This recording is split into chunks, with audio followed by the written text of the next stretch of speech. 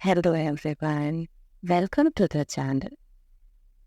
If you are a sociology learner and want to learn sociology, then now you are come at right platform. I am a sociology educator, university gold medalist, and I will teach you sociology in a very effective and easy way. So let's get started. अगर आप sociology समाजशास्त्र के विद्यार्थी हैं और समाजशास्त्र को पढ़ना चाहते हैं तो मैं आप एक बहुत अच्छे प्लेटफॉर्म पे आए हैं। मैं एक सोशोलॉजी की टीचर हूँ और आपको सोशोलॉजी बहुत इजी तरीके से पढ़ाऊंगी। तो चलिए शुरू करते हैं। आज का हमारा टॉपिक है AR देसाई। आपने नाम सुना होगा, इंडियन थिंकर की सीरीज चल रही है। हम ऑलरेडी काफ़ी सारे इंडियन थिंकर को कवर कर चुके हैं, जिसमें से हमारे जितने भी इम्पोर्टेंट थिंकर थे हमने कवर किए हैं। अभी हम AR देसाई, ये भी इम्पोर्टेंट थिंकर है, इनको पढ़ने वाले हैं। तो आपने नाम सुना होगा AR देसाई का। तो AR देसाई जो है, इनका पूरा नाम था अक्षय कुमार रमनलाल देसाई। कहीं कहीं पे आपको अक्षय रमनलाल देसाई भी मिलता है। अक्षय कुमार रमनलाल देसाई इनका पूरा नाम था, फुल नेम अक्षय कुमार रमनलाल देसाई। इनका बर्थ अगर हम बात करें तो ही वॉज बोर्न ऑन 16 अप्रैल 1915 नादियाड, गुजरात। तो इनका जन्म हुआ था 16 अप्रैल 1915 में। नादियाड प्लेस था गुजरात का, वहाँ पे हुआ था। ब्राह्मण फैमिली को बिलोंग करते थे और इनके पिता का नाम था रमनलाल बसंतलाल देसाई और वो एक साहित्यकार थे और पहले वो एक सरकारी अधिकारी भी रहे थे। तो जिसका भी, क्योंकि उन्होंने बहुत उनका ट्रांसफ़र होता था तो उसका भी बेनिफिट AR देसाई को मिला। AR देसाई जो थे, इनका जो विवाह था, इनकी मैरिज थी, वो हुई थी नीरा देसाई से। ये भी नीरा देसाई भी आपकी फेमस इंडियन थिंकर में आती है, फेमिनिस्ट थिंकर में आप इन्हें पढ़ते हैं।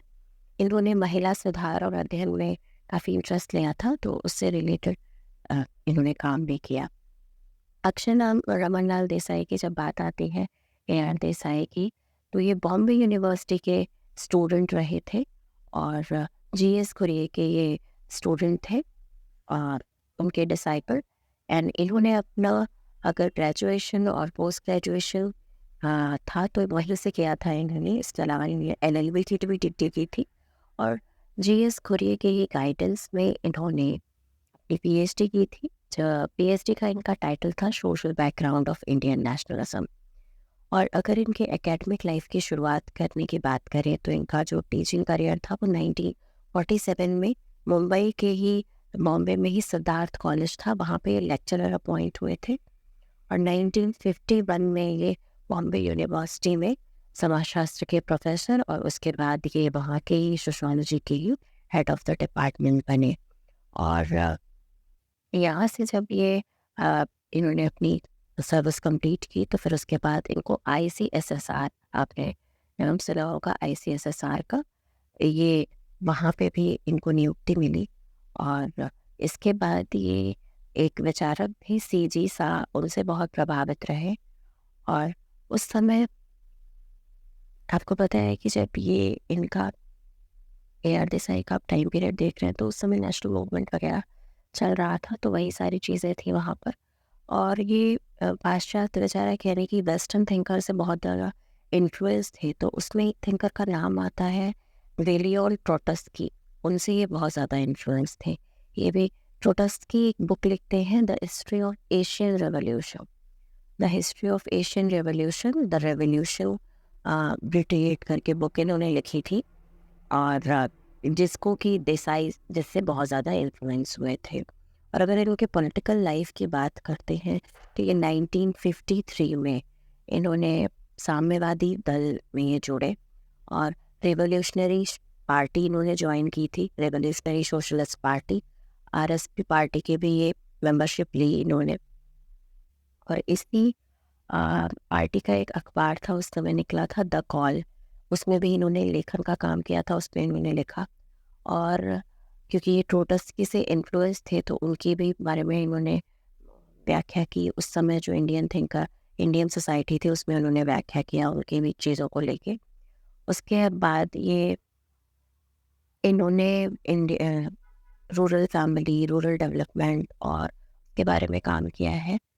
और इनकी डेथ की बात आती है तो ये इनकी डेथ हुई थी 12 नवंबर 1994 को वडोदरा, गुजरात। इसके अलावा इन्होंने एक जर्नल का सीजे शाह की बात आ रही थी, तो सीजे शाह से भी इन्फ्लुएंस हुए थे। सीजे शाह के साथ मिलकर इन्होंने रेड स्टार नाम का एक जर्नल था, उसका पब्लिकेशन भी किया था। आइए अब देख लेते हैं इनकी कुछ इम्पॉर्टेंट बुक्स। तो सबसे फर्स्ट इनकी बुक आती है social background of Indian nationalism. ये इनकी पीएचडी थीसिस का टाइटल भी था। आपको पता है कि ज़्यादातर जो भी थिंकर्स थे, वो जो भी इनका रिसर्च वर्क होता था वो एज अ बुक भी पब्लिश हुआ है, तो वो भी आपसे पूछता है। इसका पब्लिकेशन ईयर था 1946। इसके बाद recent trends in Indian nationalism. Next है रूरल सोशोलॉजी इन इंडिया, 1969 में पब्लिश हुई थी। इंपॉर्टेंट बुक है, एग्जाम में पूछी भी गई है। नेक्स्ट है रूरल एंड अर्बनाइजेशन, 1970। इसके बाद है state and society in India, जो कि 1957 में हुई।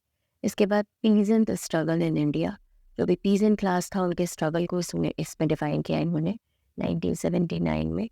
रूरल इंडिया का ट्रांसमिशन की भी बात की हुई, rural India in transmission, 1979। India's path of development, ये भी इम्पॉर्टेंट बुक है, जो कि 1984 में पब्लिश हुई है। इसके अलावा agrarian struggle in India after independence, 1988। ये कुछ AR देसाई की इम्पॉर्टेंट बुक है, अक्षय कुमार रमनलाल देसाई की। आप इन सारी बुक को लर्न कर लेंगे, नोट डाउन करके रख लेंगे। आपसे ऐसे भी पूछ सकता है, एक पर्टिकुलर बुक पूछेगा या फिर आपसे 4 बुक दे देगा और आपसे पूछेगा कि इसमें से कौन सी AR देसाई की है या कौन सी नहीं है। तो इस तरीके से भी क्वेश्चंस आते हैं बुक्स के। इसके अलावा वो और डिफ़िकल्ट करता है तो क्रोनोलॉजी में अरेंज करने के लिए भी क्वेश्चंस आते हैं, जैसे कि नेट में पूछा जाता है। तो नेट में आपसे पूछा जाता है, एक ही थिंकर की 4 बुक दिए होंगे, 5 बुक दिए होंगे और आपसे बोलेगा कि इसको क्रोनोलॉजी में अरेंज करिए, असेंडिंग ऑर्डर में या डिसेंडिंग ऑर्डर में। तो कौन सी बुक पहले आई, कौन सी बुक बाद में पब्लिश हुई, तो वो क्रोनोलॉजी भी देखनी होती है। अब आइए देख लेते हैं इनसे कुछ इम्पॉर्टेंट क्वेश्चंस। तो सबसे पहला क्वेश्चन है, हु वाज देसाई's गुरु। तो देसाई के गुरु कौन थे, तो मैंने आपको ऑलरेडी बताया कि देसाई जो थे उन्हें GS कुरियन के ही डिसाइपल थे और उनके शिष्य रहे GS कुरियन के। आपको पता है GS कुरियन आप जानते हैं, गोविंद सदाशिव कुरियन, जो कि फादर ऑफ इंडियन सोशियोलॉजी के नाम से भी जाने जाते हैं। नेक्स्ट आता है इनका रिसर्च टॉपिक, ये भी मैंने आपको बताया, social background of Indian nationalism. ये इनका शोध विषय था, इसी पे इन्होंने अपना PhD कंप्लीट किया था। नेक्स्ट क्वेश्चन है, who was in favour of empirical study of Indian society. तो भारतीय समाज के अनुभव जनित अध्ययन किए जाने के पक्षधर कौन थे। तो आपके जो AR देसाई थे वो एम्पिरिकल स्टडी की, मतलब आपको जो भी आपने अनुभव लिए तो उसके बेसिस पे अगर इंडियन सोसाइटी की स्टडी की बात करें तो कौन करता है, तो ये आपके AR देसाई करते हैं। नेक्स्ट क्वेश्चन है, AR Desai is considered to be a thinker of which category. AR Desai को किस श्रेणी का विचारक माना जाता है। तो अगर स्पेसिफिक कैटेगरी की बात करें कि कौन सी कैटेगरी को बिलोंग करते थे, तो मार्क्सिस्ट थिंकर थे, ये मार्क्सवादी विचारक में आते हैं। मार्क्स पता है आपको, कार्ल मार्क्स जो फेमस थिंकर थे, उनके जो भी वैल्यूज़ हैं उनको जो लोग फॉलो करते हैं वो मार्क्सिस्ट थिंकर में आते हैं। या जो कॉन्फ्लिक्ट पर्सपेक्टिव की बात करते हैं, कहीं ना कहीं मार्क्स कॉन्फ्लिक्ट पर्सपेक्टिव भी फॉलो करते थे, तो वो जो कॉन्फ्लिक्ट की बात करता है वो मार्क्सिस्ट है। नेक्स्ट आता है, on the basis of which approach has Desai analyse the path of India's development. Desai ने जो भारत के विकास की मार्ग की विवेचना की है, उन्होंने इंडियाज पाथ ऑफ डेवलपमेंट लिखा है, आपने देखा, तो ये इनकी बुक भी थी फेमस। तो उसमें उन्होंने कौन से अप्रोच या किस पर्सपेक्टिव की बात की थी, तो अभी मैंने आपको ऊपर ही बताया कि ये किस कैटेगरी को बिलोंग करते थे, मार्क्सिस्ट की। तो इन्होंने मार्क्सिस्ट अप्रोच को फॉलो किया है उसमें। नेक्स्ट क्वेश्चन है, the editor of red star journal boss. तो मैंने आपको बताया रेड स्टार जर्नल जो था, ये CG शाह के साथ इन्होंने रेड स्टार जर्नल का पब्लिकेशन किया था। ये भी आपके AR देसाई थे। आपसे ये पूछ सकता है कि AR देसाई ने किस जर्नल का पब्लिकेशन किया, तो वो रेड स्टार जर्नल होगा। किसके साथ मिलकर किया, तो वो CG शाह थे। और या फिर आपसे पूछ सकता है कि रेड स्टार जर्नल का पब्लिकेशन किसने किया, तो डिफरेंट तरीके से एक ही क्वेश्चन को पुटअप किया जा सकता है। नेक्स्ट क्वेश्चन है, according to Desai what is the biggest obstacle in the path of India's development. तो वो इंडिया के पाथ ऑफ डेवलपमेंट की बात करते हैं, यानी कि भारत के विकास के मार्ग की बात करते हैं। तो वो ये कहते हैं कि इंडिया के अंदर विकास में, डेवलपमेंट की जब बात होती है तो उसमें क्या ऑब्स्टिकल है या क्या बाधा आ रही है। तो देसाई के अनुसार भारत के विकास में कौन सी जो बाधा है वो सबसे बड़ी है। तो वो कहते हैं कि कैपिटलिस्टिक जो इकोनॉमी है, जो पूंजीवादी अर्थव्यवस्था है, ये कहीं ना कहीं जो भारत का विकास है उसमें एक बाधा बनी हुई है। जो पूंजीवादी होता है, आपको पता है कि पूंजीवाद की बात या उसमें बहुत ज़्यादा बात की थी मार्क्स ने ही, और ये मार्क्सिस्ट थिंकर ही थे। मार्क्स बात करते हैं कैपिटलिस्टिक सोसाइटी की, तो उस समय जो, क्योंकि मार्क्स जर्मन थिंकर थे, तो उन्होंने जर्मन सोसाइटी में देखा था कि कैपिटलिस्टिक सोसाइटी थी, वहाँ पे एक हैव्स थे, एक हैव्स नॉट थे। तो उस तरीके से उन्होंने अपनी थ्योरी दी है। तो इन्होंने, जो देसाई है, उन्होंने भारत के विकास में विकास के मार्ग में बाधा किसे बताया है, ऑब्स्टिकल बताया है कैपिटलिस्ट इकोनॉमी को। नेक्स्ट क्वेश्चन है, according to Desai which condition was encouraged by the economic planning of India. तो देसाई के अनुसार भारत के आर्थिक नियोजन से किस दशा को प्रोत्साहन मिला। तो जब कहीं ना कहीं इनकरेज किया गया इकोनॉमिक प्लानिंग को, तो कहीं ना कहीं प्राइवेट ओनरशिप बढ़ी, निजी स्वामित्व बढ़ रहा है। ये इनका कहना था कि निजी स्वामित्व बढ़ रहा है लोगों का। ये जो कहीं ना कहीं प्राइवेट लोग जो है, ओनरशिप जो है, कहीं ना कहीं लोग जो, लोगों में जो कहीं ना कहीं अपनी प्राइवेट प्रॉपर्टी को लेके जो ओनरशिप बहुत ज़्यादा बढ़ रही है, वो कहीं ना कहीं भारत में आर्थिक नियोजन की दशा को बढ़ा रही है, ऐसा ये देसाई ने कहा।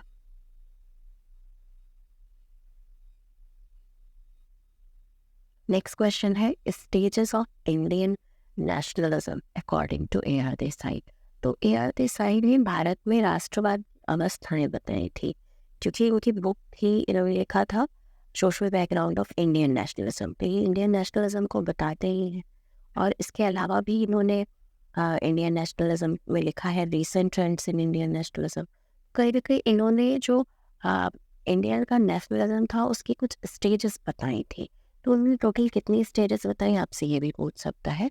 तो इन्होंने टोटल जो नंबर ऑफ स्टेजेस थी, वो नंबर ऑफ स्टेजेस इन्होंने 5 बताई। अब ये 5 स्टेजेस कौन कौन सी थी, ये है first, second, third, fourth, fifth, ये स्टेजेस इन्होंने बताई है कहीं ना कहीं। ये आपके नेशनलिज्म की ये कहते हैं।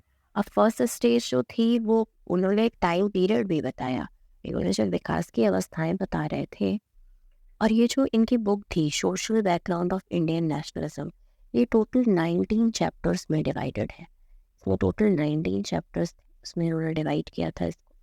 और जो अवस्थाएं जिनकी हम स्टेजेस की बात कर रहे थे, तो पहली स्टेज जो थी ये था आपका 1857 से 1855 का टाइम पीरियड। तो देसाई कहते हैं कि जो यहाँ कहीं ना कहीं राष्ट्रवाद की पहली अवस्था है वो 1857 से लेके 1885 के बीच में है, और यहाँ पे प्रारंभिक अवस्था है। तब जो राष्ट्रवाद था वो बहुत नैरो टाइप का था, और उस समय अंग्रेज जो थे उन्होंने मॉडर्न एजुकेशन कहीं ना कहीं बढ़ा रहे थे। उस समय रिफॉर्म मूवमेंट चल रहे थे। जब वो रिफॉर्म मूवमेंट शुरू हुए, जब सुधार आंदोलन शुरू हुए, तो जो आपका राष्ट्रवाद है या नेशनलिज्म है वो तब वहाँ से डेवलप हुआ। और उस समय अगर बात आती है तो वही आपका ब्रह्म समाज, आर्य समाज, ये सब संगठन थे उस समय। इसके बाद आती है बात दूसरी अवस्था की, सेकंड स्टेज की। तो सेकंड स्टेज को फेज ऑफ लिबरल नेशनलिज्म, यानी कि उदार राष्ट्रीयता की अवस्था भी कहा जाता है।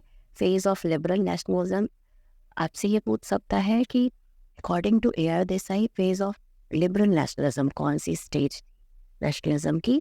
तो ये आपकी सेकंड स्टेज थी नेशनलिज्म की। इसका ईयर इन्होंने बताया है 1885 से लेके 1905 तक। तो ये जो टाइम पीरियड था ये दूसरे चरण को बिलोंग करता है। तो इस समय आपका इंडियन नेशनल कांग्रेस जो था वो इस्टेब्लिश हो गया था। और कहीं ना कहीं आपके जो भी एग्रेरियन मूवमेंट थे वो चल रहे थे। तो इस दशा को उन्होंने, या इस स्टेज को उन्होंने फेज ऑफ लिबरल नेशनलिज्म कहा। और नेक्स्ट आती है आपकी थर्ड स्टेज। थर्ड स्टेज आपकी 1905 से लेके 1918 तक थी, 1918 तक थी। और इसको इन्होंने तीसरी अवस्था बताया है। और ये कहते हैं जो पहली थी वो तो मैंने आपको बताई स्टार्टिंग की बात। और दूसरे में कहीं ना कहीं वो फेस लिबरल नेशनलिज्म का था। बट ये अब लिबरल जो था ना, ये रेडिकल में चेंज हो गया थर्ड स्टेज में आके। जो उदारवाद था वो अब उग्र राष्ट्रवाद में बदल रहा था थर्ड स्टेज में। थर्ड स्टेज में कांग्रेस का भी विभाजन हुआ और आपका बंगाल विभाजन वगैरह हुआ, तो ये सब चीज़ें हो रही थी। मुस्लिम लीग, ऑल इंडिया मुस्लिम लीग की स्थापना की गई। तो उस समय हिंसक आंदोलन शुरू हुए थे, तो कहीं ना कहीं ये उग्र की तरफ या रेडिकल की तरफ बढ़ा था। फोर्थ स्टेज आती है, ये थी आपकी 1918 से लेके 1934 की। इस समय जो भारत में राष्ट्रवाद का विकास था, ये चौथा चरण था और इस दशा को अ, गांधीवादी युग भी कहते हैं। और इसमें जो भी मेन आपके मूवमेंट हुए थे, कहीं ना कहीं उनके जो लीडरशिप थी वो महात्मा गांधी ने की थी, उनकी लीडरशिप। या जैसे कि आप देख ले, चौरी चौरा कांड हुआ या सविनय अवज्ञा मूवमेंट हुआ, तो ये जो मूवमेंट हुए थे उसी समय हुए, तो ये गांधीवादी युग भी कहा जाता है। नेक्स्ट आती है फिफ्थ स्टेज, जो कि लास्ट स्टेज थी अकॉर्डिंग टू AR देसाई। वो पांचवी अवस्था थी, वो 1934 से 1939 का टाइम पीरियड था। ये कहते हैं कि ये जो राष्ट्रवाद का चरण था वो पांचवा चरण था। तब यहाँ पे सेकेंड वर्ल्ड वॉर शुरू हो गया था। इस समय में सेकेंड वर्ल्ड वॉर शुरू हुआ और इस तरह से इन्होंने पूरा जो नेशनलिज्म था उसको 5 स्टेजेस में डिवाइड करके बताया है। किसी भी स्टेज के बारे में पर्टिकुलर ईयर करके भी पूछा जा सकता है, तो ये इसकी चीज़ें हैं। नेक्स्ट क्वेश्चन है, according to AR Desai, in which period did the development of nationalism begins in India? तो अगर भारत में राष्ट्रवाद की विकास किस काल में हुआ, तो अगर हमने देखा कि कहाँ से शुरू हुआ, पहली स्टेज आपकी 1857 से ये बताते, तो उस समय आपको पता है कि ब्रिटिश पीरियड ही था हमारे यहाँ ब्रिटिशर्स थे उस समय। 1857 का टाइम पीरियड लेके ये चलते हैं। आपको पता है 1857 में ही हमारा पहले का ही रेवोल्यूशन हुआ था, तो वहीं से उन्होंने लिया है। नेक्स्ट है, Desai gives special emphasis on the role of which class in the development of Indian nationalism? तो भारत में राष्ट्रवाद के विकास में देसाई जो है वो किस वर्ग की भूमिका को विशेष बल देते हैं? तो जो हमारा इंटेलेक्चुअल क्लास था, जो हमारा बुद्धिजीवी वर्ग था, ये कहते हैं कि यही जो वर्ग था उसकी नेशनलिज्म या राष्ट्रवाद को के विकास की दशा जो थी में विशेष योगदान जो था बुद्धिजीवी वर्ग का था, इंटेलेक्चुअल क्लास का था। नेक्स्ट क्वेश्चन है, देसाई's academic life was related to which university? तो देसाई का शैक्षणिक जीवन किस विद्यालय से संबंधित रहा? तो बॉम्बे यूनिवर्सिटी से रहा। नेक्स्ट है, विच effort of Arya Samaj proved effective in developing Indian nationalism? क्योंकि आपको पता है कि जो फर्स्ट स्टेज थी वहाँ हमने आपको बताया कि ब्रह्म समाज, आर्य समाज, ये सब रिफॉर्म कर रहे थे सोसाइटी में। तो मैं जो आर्य समाज का कौन सा प्रयास था वो भारतीय राष्ट्रवाद को विकसित करने में प्रभावपूर्ण रहा? तो आपको पता है आर्य समाज में नारी शिक्षा को प्रोत्साहन की बात की गई थी, इंकरेज किया गया था वुमेन एजुकेशन। वुमेन एजुकेशन जो थी उसको इंकरेज करने की बात थी। तो ये जो एफर्ट था आर्य समाज का, ये कहीं ना कहीं इंडियन नेशनलिज्म को बढ़ा रहा था, डेवलप कर रहा था। नेक्स्ट क्वेश्चन है, according to AR Desai, which factor prove decisive in the development of nationalism in India? AR Desai के विचार से भारत में राष्ट्रवाद के विकास में कौन सा कारक जो है वो निर्णायक सिद्ध हुआ? जो अगर हम भारत में इस किसी एक कारक के निर्णायक की बात करते हैं तो हमारी मॉडर्न एजुकेशन रिस्पॉन्सिबल होगी उसमें, राष्ट्रवाद के विकास में ये जो है वो निर्णायक होगी। ये जो फैक्टर है ये प्रूव होगा जिससे नेशनलिज्म को बढ़ाने के लिए मॉडर्न एजुकेशन, आधुनिक शिक्षा ने बढ़ाया। नेक्स्ट क्वेश्चन है, according to AR Desai, which class emerged as the dominant class after independence in India? AR Desai के अनुसार भारत में स्वतंत्रता के बाद कौन सा वर्ग प्रभुता संपन्न वर्ग के रूप में उभरा?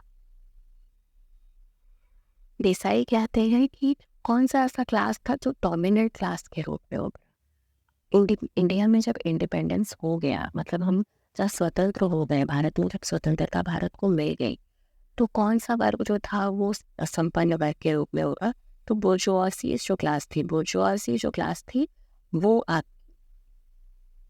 प्रभुता संपन्न वर्ग के रूप में उभरी। डोमिनेंट क्लास या डोमिनेंट कास्ट की बात जो थी वो किसने की थी? डोमिनेंट कास्ट की बात करते हैं आपके एम.एन. श्रीनिवास, जिनको हम ऑलरेडी पढ़ चुके हैं। उन्होंने अपनी संस्कृताइजेशन की थ्योरी भी दी थी। बट यहाँ पे डोमिनेंट क्लास की बात है, यहाँ पे प्रभुता संपन्न वर्ग की बात। तो क्लास और कास्ट में डिफरेंस होता है, आप जानते हैं। तो ये आपका बोर्जुआसी क्लास थी, बोर्जुआ वर्ग थी। ये according to Marx Karl Marx जो थे वो सोसाइटी को दो क्लासेस में डिवाइड करते हैं। एक कहते हैं वो हैव्स और एक कहते हैं हैव नॉट। जो हैव्स थे वही आपकी बोर्जुआसीज थे और जो हैव नॉट थे वो आपके प्रोलेटरिएट थे। बोर्जुआसीज यानी कि बोर्जुआ वर्ग, जिनके पास सब कुछ था, हैव उनको बोला उन्होंने, जिनके पास प्रोडक्शन पावर सारे कुछ चीज़ें थी उनके पास, वो हैव्स थे। और हैव नॉट पे आपका सर्वहारा वर्ग आता है जो कि आपका लेबर क्लास था, वो प्रोलेटरिएट में आते हैं according to Karl Marx. Next question है कि R Desai was an active member of, तो ये किस पार्टी के एक्टिव मेंबर थे? तो ये रेवोल्यूशनरी सोशलिस्ट पार्टी थी, क्योंकि आपको पता है आर देसाई का टाइम पीरियड क्या था। उस समय आप फ्रीडम मूवमेंट चल रहे थे, ये सब चीज़ें चल रही थी। तो उस समय एक पार्टी थी रेवोल्यूशनरी सोशलिस्ट पार्टी, इसके ये एक्टिव मेंबर रहे थे आपके AR देसाई। आपसे ये भी पूछ सकता है कि रेवोल्यूशनरी सोशलिस्ट पार्टी के कौन से जो थिंकर थे वो मेंबर रहे, एक्टिव मेंबर? तो AR देसाई थे। या AR देसाई किस पार्टी के मेंबर रहे? तो वो रेवोल्यूशनरी सोशलिस्ट पार्टी होगा।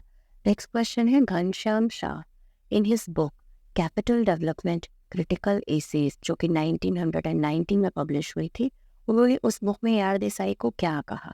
घनश्याम शाह एक थिंकर थे, उन्होंने अपनी book capital development and critical essays में AR देसाई को एक यांत्रिक मार्क्सवादी बताया था। ये थिंकर थे आपके घनश्याम शाह, उनका नाम था। इन्होंने बुक लिखी थी कैपिटलिस्ट डेवलपमेंट क्रिटिकल एसेज, जो कि 1990 में पब्लिश हुई थी। उसमें उन्होंने इस जो हमारे AR देसाई हैं इनको यांत्रिक मार्क्सवादी यानी कि मैकेनिकल मार्क्सिस्ट बुलाया था। आपको पता है ये मार्क्सिस्ट थिंकर थे। बट ये आपसे पूछ सकता है कि AR देसाई को मैकेनिकल मार्क्सिस्ट किसने कहा? तो ये आपके कौन से थिंकर हैं? आपके घनश्याम शाह। नेक्स्ट क्वेश्चन है according to Desai if we analyze the class structure in rural India in the post-independence period, we find 4 classes. Desai जो है वो ये कहते हैं कि अगर हम स्वतंत्रता के बाद की अवधि में ग्रामीण भारत जो था हमारा, रूरल सोसाइटी, जो रूरल इंडियन सोसाइटी थी, उसकी वर्ग संरचना का पूरा एनालिसिस करें या विश्लेषण करें तो हमें 4 तरह के वर्ग मिलते हैं। तो उन्होंने कितने वर्ग बताए हैं? तो 4 वर्ग बताए हैं। ये आपसे पूछ सकता है। वो 4 वर्ग कौन से बताए हैं? ये हैं आपके। पहला उन्होंने बताया कि यहाँ पे लैंड ओनर्स थे, यानी कि भूस्वामी थे। इसके अलावा इन्होंने बताया टीनेंट्स थे, काश्तकार बताए। तीसरा इन्होंने बताया लेबर क्लास था, लेबर्स थे। और लास्ट ये बताते हैं नॉन एग्रेरियन क्लास, कि कुछ ऐसे भी लोग थे जो एग्रेरियन से रिलेटेड नहीं थे, गैर कृषक वर्ग।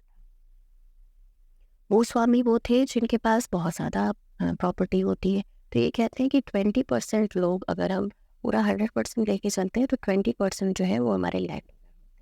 टीनेट्स को इन्होंने बताया कि 27% जो है वो टीनेट्स होते हैं। लेबर 31% इन्होंने बताया। लेबर क्लास अब ज़्यादा है तो 31% जो है वो लेबर क्लास है। उसके अलावा ये कहते हैं एग्रीरियन क्लास होती है, जो वो क्लास, वो लोग जो कहीं ना कहीं डायरेक्टली या इनडायरेक्टली एग्रीकल्चर से रिलेटेड है, वो एग्रीरियन क्लास में आते हैं। कुछ ऐसे भी तो लोग हैं जो एग्रीकल्चर से रिलेटेड नहीं, तो वो ये उसको इन्होंने दिया गैर कृषक वर्ग नाम दिया है, नॉन एग्रेरियन क्लास ये बताते हैं। और वो कहते हैं कि 20% जो लोग हैं वो नॉन एग्रेरियन क्लास में आते हैं। लास्टली AR देसाई ये बताते हैं कि अगर ये पूरा क्राइटेरिया हम देखते हैं उनका, जो उन्होंने डिवाइड किया है क्लास को 20%, 27, 31, ये जो पूरा हमने देखा अभी, इसके बेसिस पे ये कहते हैं India is known as agriculture country. इसीलिए इंडिया को एग्रीकल्चर कंट्री कहते हैं, बिकॉज अगर मोस्ट पॉपुलेशन को हम देखते हैं तो वो किस पे डिपेंडेंट है? वो एग्रीकल्चर पे डिपेंडेंट है। जो 3 आपके थे वो एग्रेरियन क्लास से रिलेटेड थे।